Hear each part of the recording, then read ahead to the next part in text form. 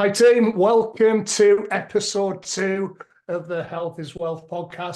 So this week we're going to be focusing on breaking through a weight loss plateau. Now, I've had quite a few people ask me this to cover this. I've had a few messages, and what I want to do is the four of us. What we're going to be doing is discussing the mindset around plateaus, what to look for, why they happen, and how we can overcome them, and most importantly, how to stay motivated, because obviously hitting a weight loss plateau can be very discouraging, but what I find is people panic too early, which is normal.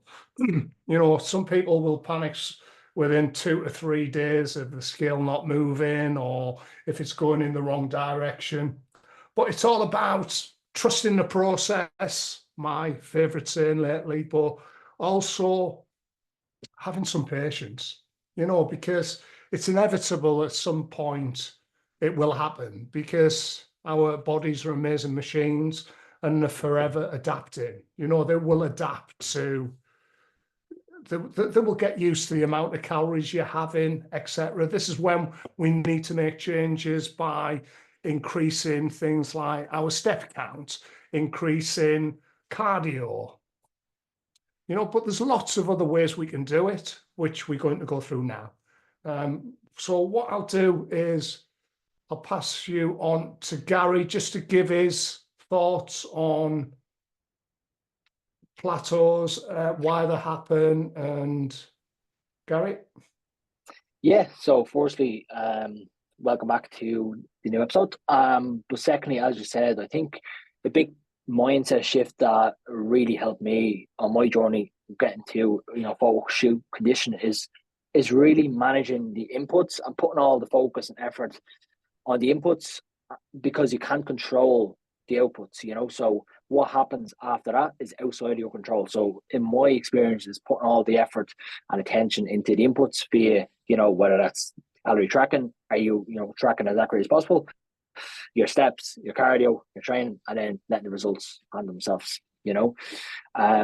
So as Craig said, there's ways of managing plateaus, and it's not necessarily a plateau if it's 2 or 3 days. I think people are too quick to panic and hit should I change things up, as opposed to just, as you said, I taking Craig's phrase here, trusting the process. And that's really what it is. It's when you can just trust the process, it removes that unnecessary pressure that you might be putting yourself on. So that's the main thing is listen to the coach, and just, as you said, just trust the process itself, Excellent. Okay. John, let's have your view on it, please, buddy.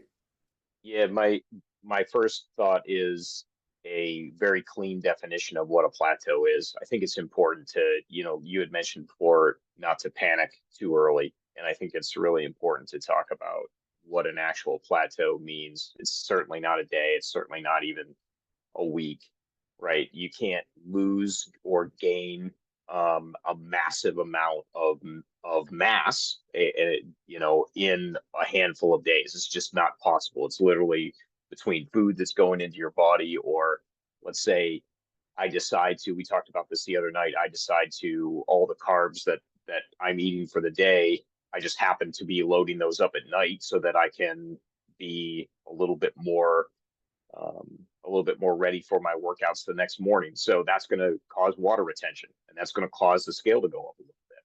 If I'm doing it consistently over time, then that kind of breaks through that wall. But I think it's important to understand what that loss, that gain, muscle loss, muscle gain, all that stuff can't happen in a short period of time, in an unrealistic period of time. And it's important to really understand that a true plateau is weeks, plural, possibly months, plural. And it's not just so simple as I've gone for 3 days and I haven't seen any progress. And I think the other thing is to keep in mind that weight loss itself is a jagged line. It is, even when you're hitting all the boxes, even when you're doing everything on point, there's going to be those days where there's fluctuation. So keeping, a realistic understanding of what a real plateau actually is and what weight loss actually looks like, I think is very important, because there's so many different things that can affect that, from stress to what time of the day you're eating, to how much fiber intake you have. I mean, there's all sorts of things that are opposing forces that are pushing against that number. So keeping all that in mind is my first thought of really understanding the definition of what a plateau actually is, and how weight loss is not a linear journey. Thanks, John. That was excellent. Yeah, and just to touch up on that, something you mentioned there, John, about things like the stress and fiber, digestion. These are areas that we need to look into as well. Sleep as well.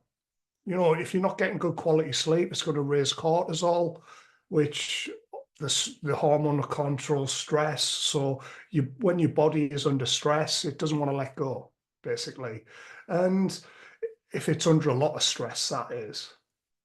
So these are areas that we will always look into first before we make any changes. But again, like John said as well, you can't look at it over 2 to 3 days.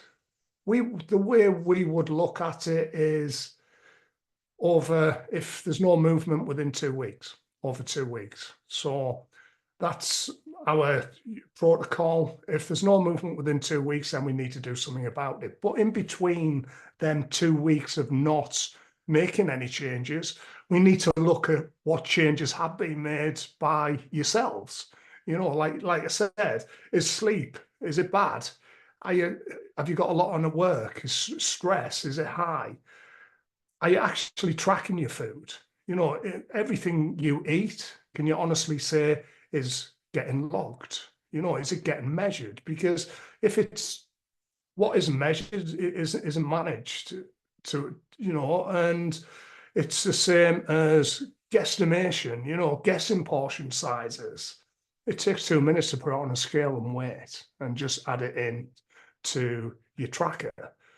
So we need to look at all of these as well, these areas. So, right, I'm going to pass you on to Greg now. Cheers, Okay. Greg.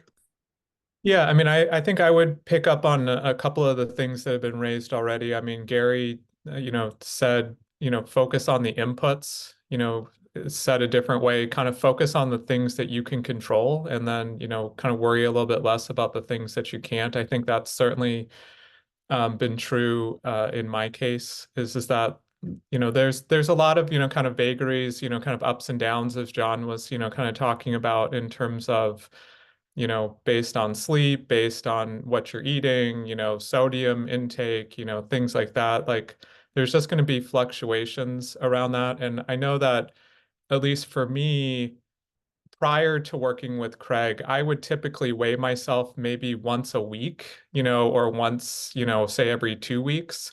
And part of the reason that I was doing that at the time is that I didn't want to I had found that, at least previously, I would get so fixated on all of the kind of ups and downs and things like that, that then I didn't want to weigh myself each day. But then if you only weighed yourself, at least in my case, like once a week or once every 2 weeks, then it became this really high stakes, thing to weigh myself. And if I happened to just catch it on a bad day or something like that, then all of a sudden it was like in my head for a week or two that, oh, I'm up and it's not working, and, all this kind of stuff. So I've actually embraced over time weighing myself just every day and just saying, like, you know what, it's just data, and we'll just kind of see what the trend in that, kind of looks like. But it's actually gone from actually being previously kind of a more anxiety inducing thing for me to weigh myself every day, to actually now a lower anxiety thing, because if I happen to see the scale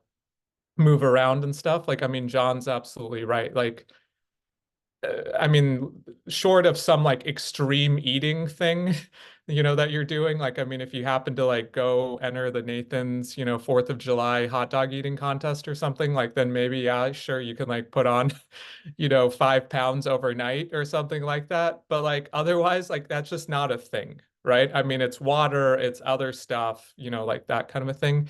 And so like whenever if I see the scale kind of jump up, you know, from one day to the next, I will be honest, like my very first instinct is like, oh, that's bad, you know, that it's like up. And then my second thought is, yeah, like these things just happen. And, you know, as everyone's been saying, like trust the process. Like you've seen enough of this before that you kind of know that these things are going to fluctuate up and down. And I mean, I will also say in the opposite direction, like if I happen to catch a day where like there's a couple of pound drop, you know, from one day to the next, like also not getting like too worked up about that in the other direction either, because it's probably dehydration or it's like something else, right? So it's just like, I think that, you know, at least for me, like embracing the process, like taking kind of a longer view of this and kind of saying like, hey, look, like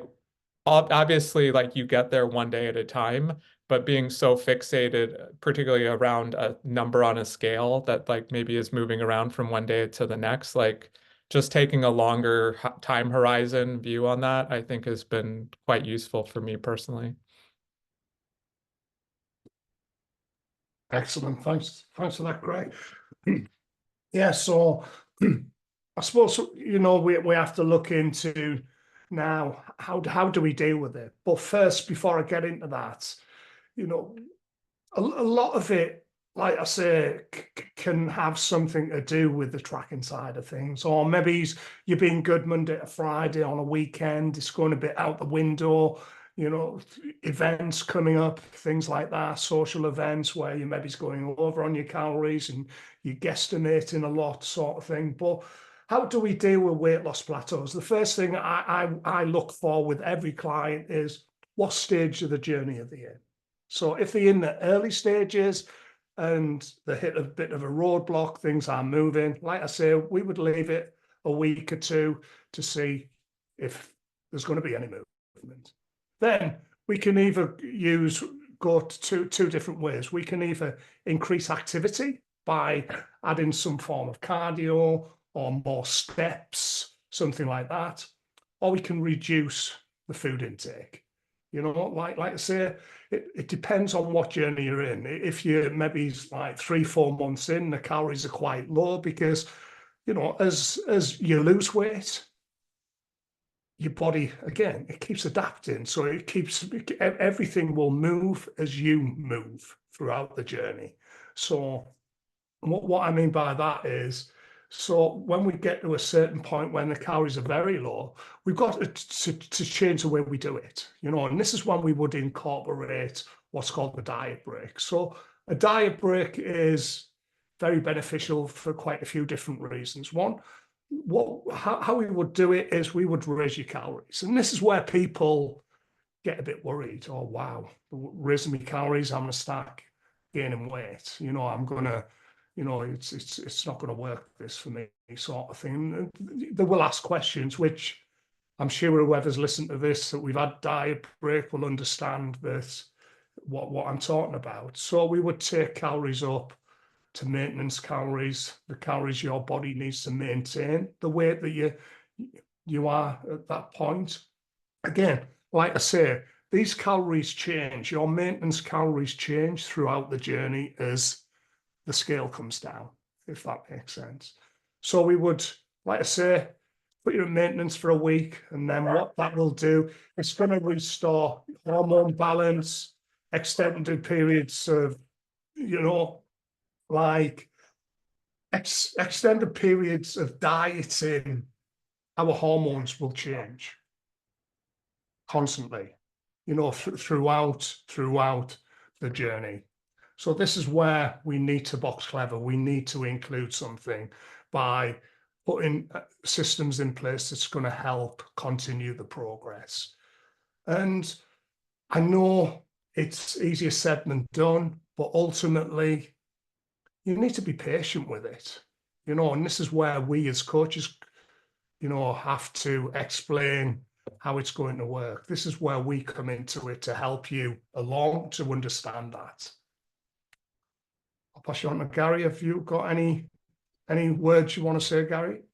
Yeah, I think it circles back around. I think what Greg touched on, obviously, with he used the 5 pound analogy for the scale fluctuations, but I think it comes down to an understanding about the scales. And when you have that understanding, you can remove that unnecessary stress. Because, for argument's sake, let's say you wake up and the scale's up 2 pounds. In order for you to put on 2 pounds of fat, you would have to consume 7,000 calories on top of your maintenance. And what that looks like in a practical sense is, if your maintenance is 3,000 calories, that's just an arbitrary number.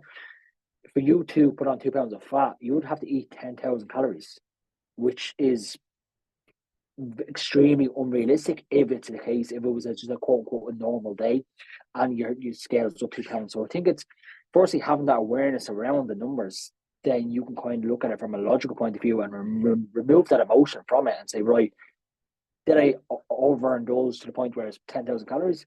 No. And the scale's still up 2 pounds. Okay, fluctuation. And just removing that emotion from it, because it's constant up and down, and it's completely normal to go up and down as well, you know. And then from there, as Craig touched on, the plateaus, when it's going to that, is the more data we have from a tracking standpoint, the more decisions we can base from a logical point of view, rather than changing something for the sake of changing it based on emotion, which you probably would do by yourself. So us coaches are working with you where you have removed the emotion, because we're looking at it from a logical standpoint to give you the best results. So it's making sure your adherence is obviously number one, and then we will look after the rest in terms of making changes, and let us make the change that needs to be. John, so talk to us about your journey, John. When you hit the plateau and when the first time you had a diet break. Yeah, we had a couple of weeks where we didn't see too much movement on the scale, and it was a combination of that and that we had done.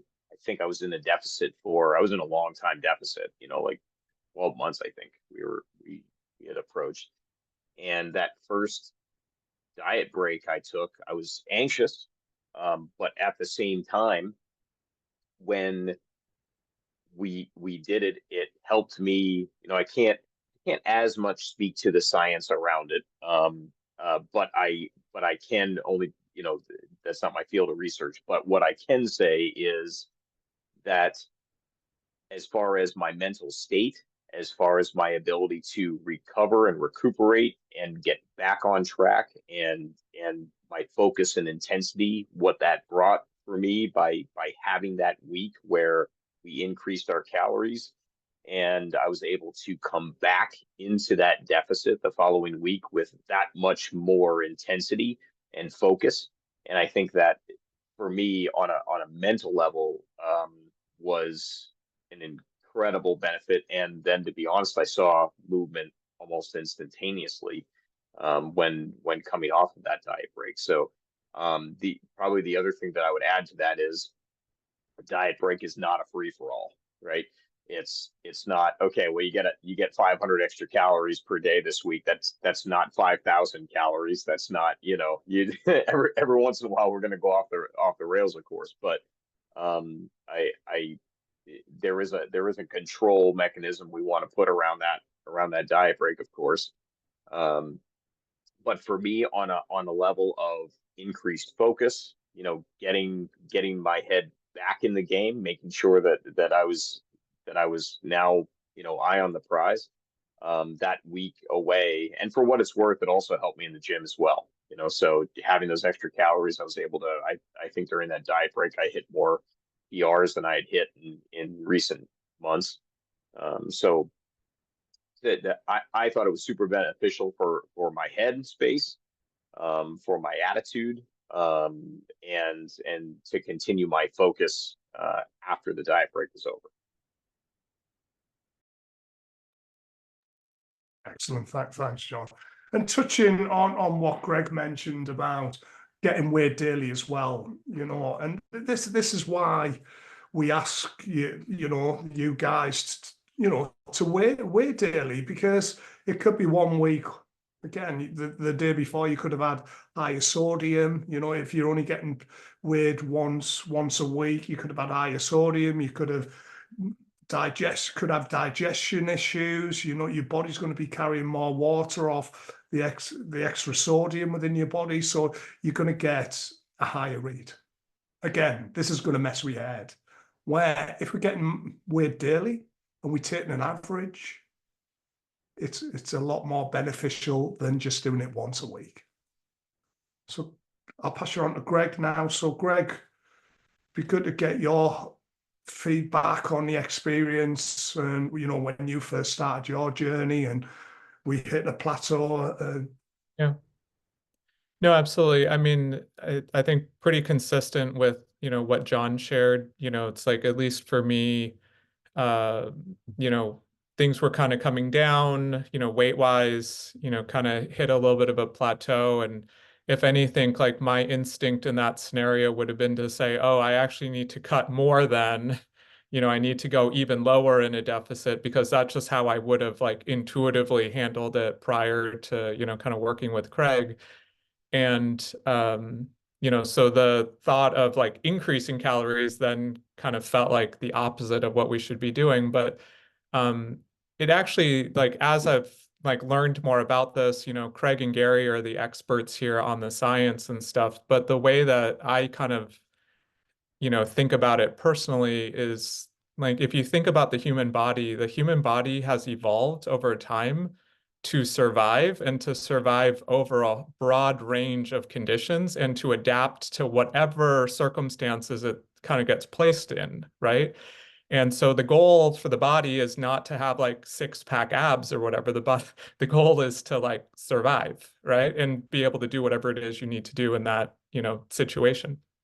And so in that context, if if you're in a, you know, environment where calories are not very abundant, if you will, right? So if food is not plentiful, you know, if you will, at least from the body standpoint, like it doesn't know that there's a supermarket down the street, right? So it's like, you know, but if the amount of calories coming in, like the body's going to interpret that as like calories are just not available, if you will, like, well, okay, well, what do I need to do to survive?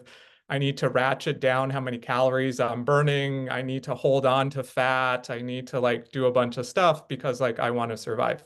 If on the flip side, like calories are super plentiful and like whatever, then like maybe like sure, I'll keep putting on fat, you know, but maybe I'm not going to like hold on to things as preciously, if you will, like around that. And so to the extent that, you know, if you're going down, you know, your body's going to adapt to that and sort of say, oh, I'm seeing a trend here, like maybe I need to like adjust things.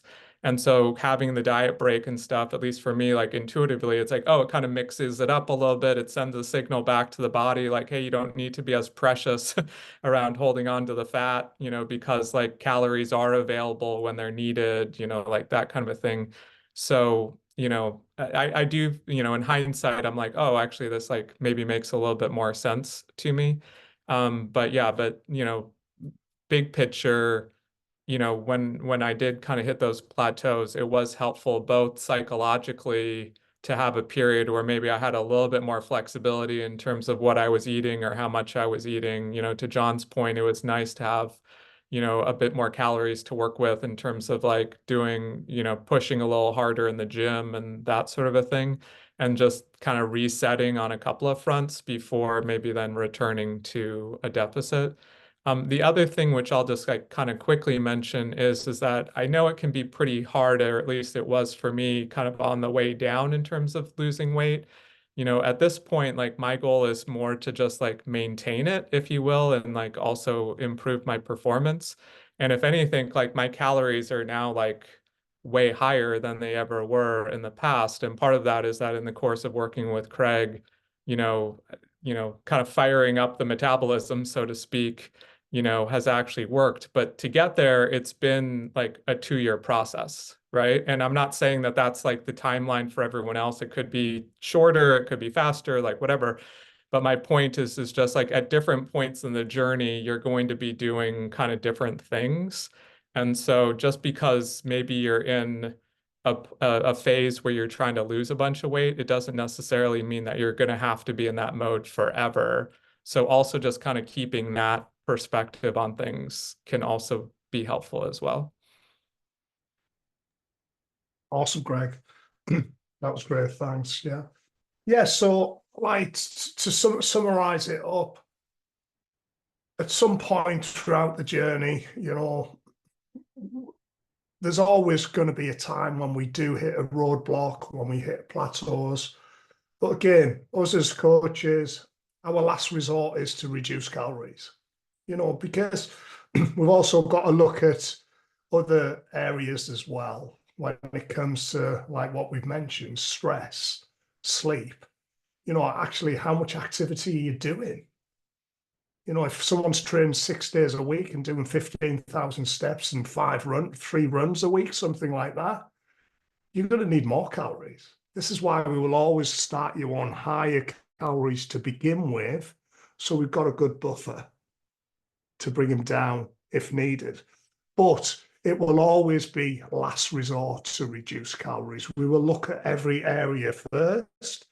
This is why we go into detail with you guys to see what the reason is. And a lot of the time when people aren't losing weight as such, it's because they're not tracking the food correctly, or the maybe snacking, the maybe have something like a biscuit and think, oh, one biscuit more on. But if you're having a biscuit every day, it could lead to 2, and then over time, over the week, it all adds up. But again, what we need to focus on here is it's inevitable. It's going to happen at some point throughout your journey. But the good news is we know how to break through it. So we've got you covered there. But most importantly, we want to educate you around it as well. So you guys know what you're doing moving forward when you do continue it on, when you fly the nest and go your own way, if that makes sense. But reducing calories will be last resort. Looking at the stresses in your life, how much activity you're actually doing as such. But again, to overcome it, we will do all we can to get you through it, and we will get you through it. But all we ask for, and my advice to everyone, easier said than done, is just have some patience and trust the process, because this inevitably is going to happen. Okay. Anyone else got anything to say? I think I would. I'm going to jump after. Oh, go ahead, Gary. Right, go on, take it away. Oh, I was just going to say, I mean, I think one other thing that I just quickly share with people is that there's a lot of variables at play here, and there's a lot of numbers that potentially matter, if you will. And weight is only one metric there, or one gauge of progress or success, if you will. And so even if you're plateauing for a little bit on the weight number, like you could still, and it's very likely that you're still making progress in other areas, right? So if you think about how you look in the mirror, how self-confident you are, how much discipline you're potentially building for yourself and kind of consistency in the gym, how much you're enjoying the process or enjoying, getting into the gym or doing other kinds of, fitness related things, going on the step, doing the steps, going for walks, playing with your dog, whatever, right? I mean, like there's that sort of side of it. It's, how your clothes fit, right? Your relationships with other people and, your relationship with food and how you kind of approach that, right? So there's all these other dimensions to like the journey and making progress beyond just a singular number, which is like the weight on the scale. And so, that's maybe one other just piece of broader perspective that I would share with people is that just because you might plateau on one thing doesn't mean that you're plateauing across your whole life or across your whole fitness journey. Gary? Yeah, I think that's great advice, Greg. And I think it's the more ways of measure progress, the better.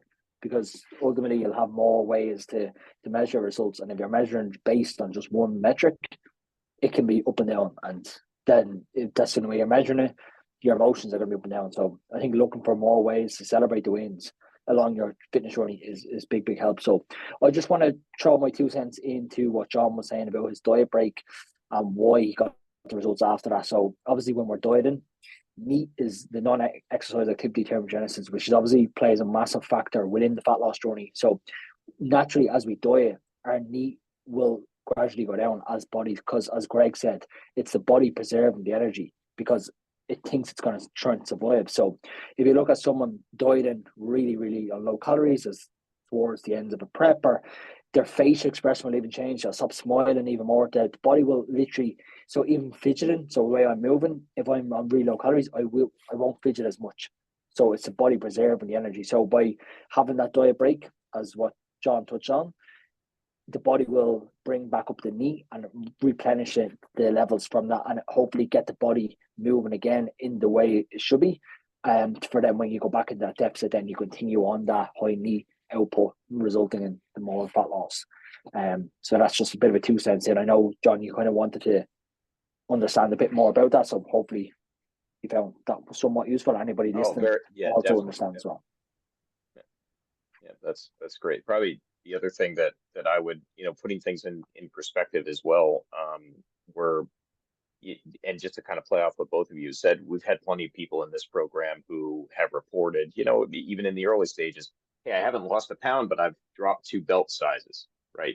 And so, when we think about, again, counting the wins wherever we possibly can, we have plenty of people who are taking 30 seconds to a minute off their run, when they're out, getting some cardio in. So there's so many different ways to approach it, and instead of like all of you have just said, instead of just looking at a singular number on a scale, which doesn't tell us anything about our actual body composition, right? So I think that's really important, because in the end, if I lose 20 pounds, if I say I want to lose 20 pounds, where am I getting that data from? Do I know that 20 pounds is the right amount of weight for me to lose? Do I know that if I lose 20 pounds, I'll be at peak condition?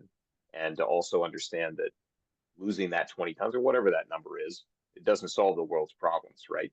Like like I get to that 20 pounds, and it's not like, people shower me with confetti and we have this giant, like all of a sudden the world changes and I get this job that pays me more. And, so that it's important to keep things realistic in that understanding, where we want that goal to be, and how it affects our performance, and what that true health number really looks like. And again, that kind of takes your focus off just that singular number on a scale when you get on every morning, which is helpful.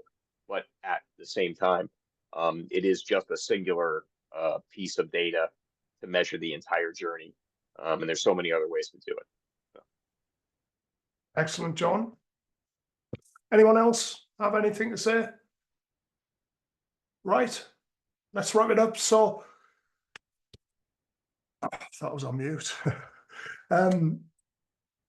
So guys, if you can think of anything that you want covered on future podcasts, just let us know. Send one of us a message, drop it in the podcast channel in Slack, and we'll cover anything, whatever you need. We will cover. Bi-weekly, we're going to be doing these. And yes, but just to finish it off is Boston. I just want to bring up about, there's a few more coming now. Up to now, there's myself, there's Greg, there's John, there's Joel, there's Mike Townsend, Bobby Brush. Who else is there?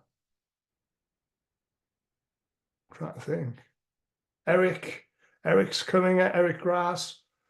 And yeah, so what I'll do as well under this, I'll drop the sheet again. Just have a look, guys. We want as many as we can. It's going to be super awesome. You're going to get a chance to train. We're all going to train together. I'm going to be doing some one-on-one with everyone during the stay at Boston. We're going to be going out, having nice meals, doing some hiking. Greg, John, Joel, etc. They're doing a Spartan, so we've got to be there to cheer them on for that, guys. So anyway, let's have as many as possible. So that concludes episode 2 of the podcast. And thanks for listening, and we'll see you in the next one. Thank you. Thanks.